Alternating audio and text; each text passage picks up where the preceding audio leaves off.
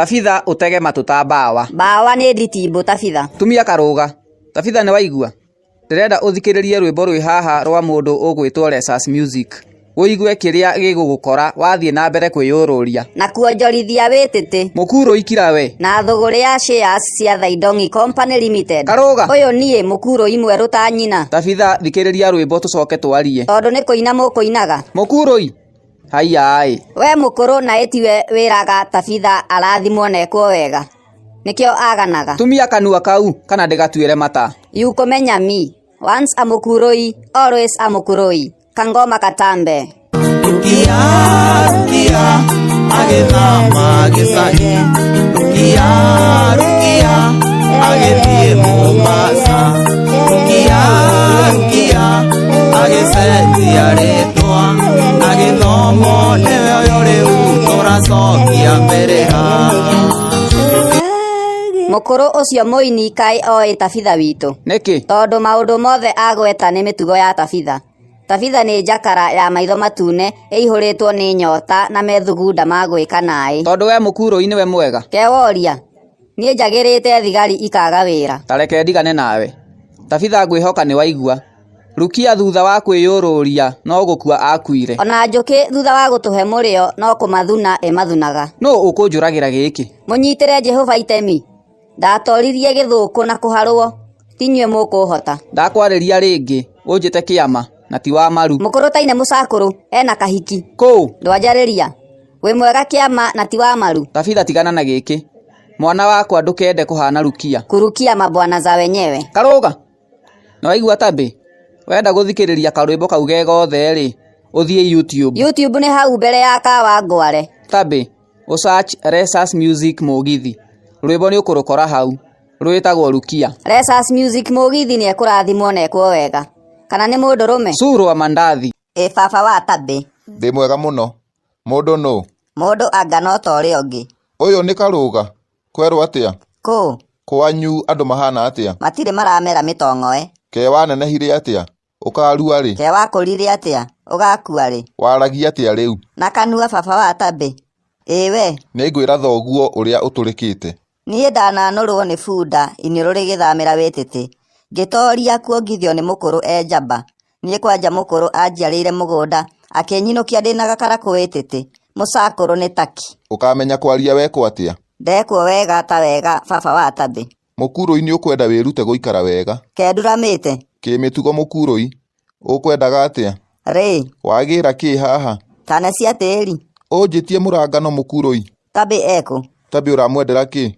Kiria utaramwendera babarai. Gukwanura mbokora cia witite we. Ukona thigari. Tumia kanua kau. Ndingikira. Kanua gakwa kena roni ndakira nege gutahwo. Ni uri mutwe mwega? Ndimenyaga baba wa tabe.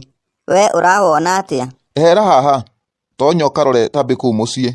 Ati ndonye. Ukwendaga ngwire haruke? Asa. Ungianjira ndoboke. Twana twa ngui yanyu ni tuongete. Thiu karore tabe mukuro-i. Na mutikonge nyondo cia. Karuga loves you. Twende YouTube. Tabitha witu. Gatabe. Wasukanya kanga. Ke cumbi waku araguteire. Ati cumbi arande. Niki? Ndakimona na watiri maharukanite ta irai. Ngai. Kiu kiwatiri ni gikunyona. Mekurumanite ta pegi. Ke warakara. Ndikwenda manga. Nona cumbi kihenagia gikoragwo gikara bride no nikiramenya tuiritu light skin. Riu uraigua atia ma? Nindirageria guku understand. Cumbi ahuthire oguo wothe acoke ande. Koguo ni arakuhuthirite muno. Wa. Sautando. Riu umenye wi mutumba. Twika serious mani. Ndukindutire thuti na tai cia mucakuru njikire hane serious. Ndikwenda wana we.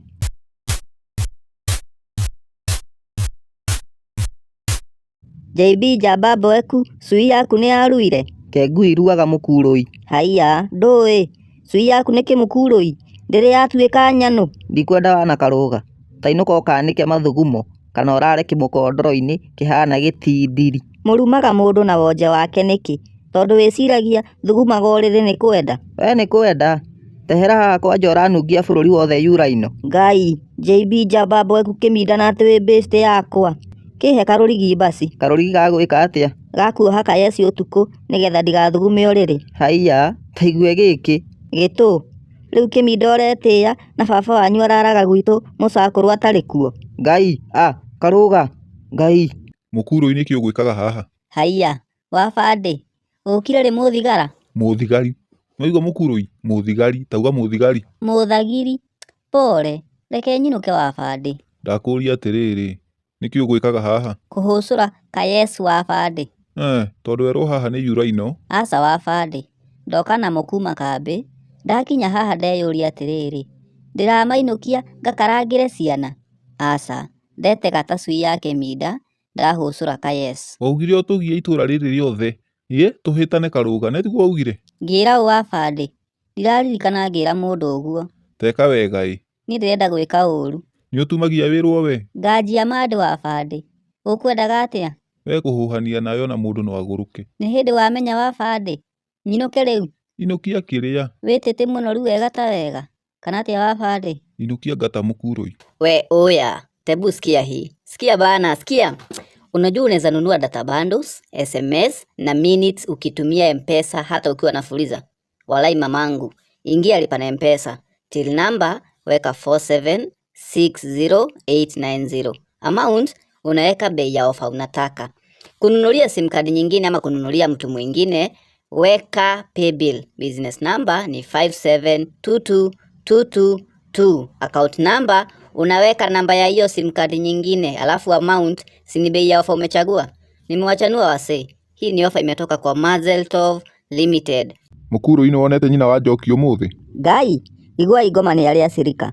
Mũcakũrũ na endwa akanirio nĩ mũkũrũ gũceraga na nyina Njoki. Ndĩ mwana niĩ mũkũrũ? Niĩ ndĩ mwana? Waciarirwo rĩ, mũcakũrũ witũ ti Joeli Kamunithi wa Thendekia na short form ya Thendekia no magwĩte Thende. Waciarirwo rĩ? Nĩguo kĩ? Nĩguo menyekana wĩ mwana. Ũnjaragĩria atĩa we?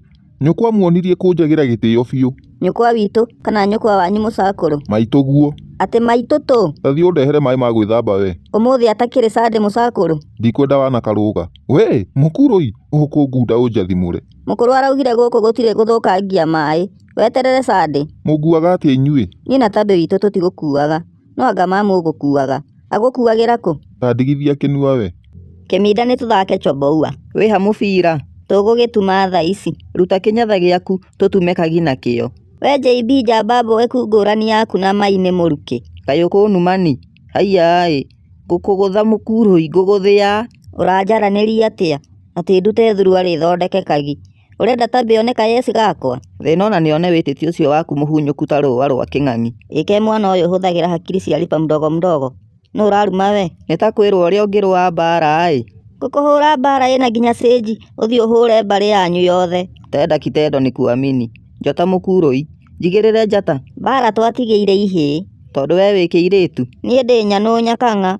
Ndũraririkana nĩ ndekahire na karũrigi ga ikũnia? Nĩ sawa, thondeka kagi tũhũre chomboua. So Kamam, be honest. What's better? Torn underwear or no underwear at all? Wow, Daddy. What a deep question for a 10-year-old philosopher. Did you skip breakfast just to suffer like this? Okay, just answer. I need wisdom, not your attitude. Wisdom?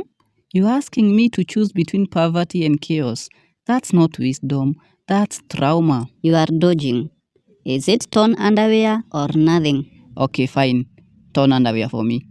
At least it has standards, like a broken phone that still tries to call. Torn underwear is basically betrayal. You trust it, it disappoints you in public. And no underwear is what? Freedom?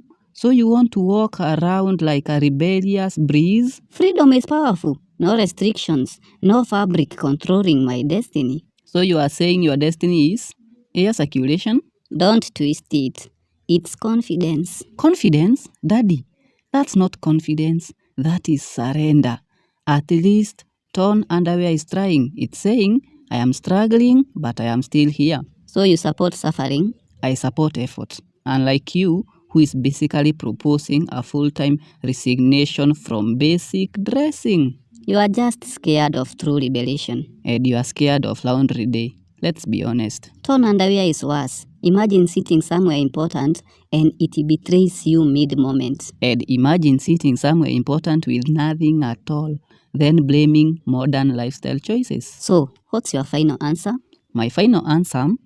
Buy new underwear, Daddy. You're arguing like a man who is emotionally attached to fabric with holes. You didn't have to attack me like this. You started the conversation with chaos.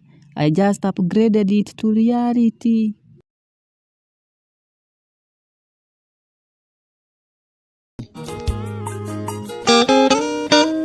Pressers Winston Studios Regai matũthome rũgano Mwakairĩtu rukia Nawe ũnyite kopi yaku Tũgĩtwarane hamwe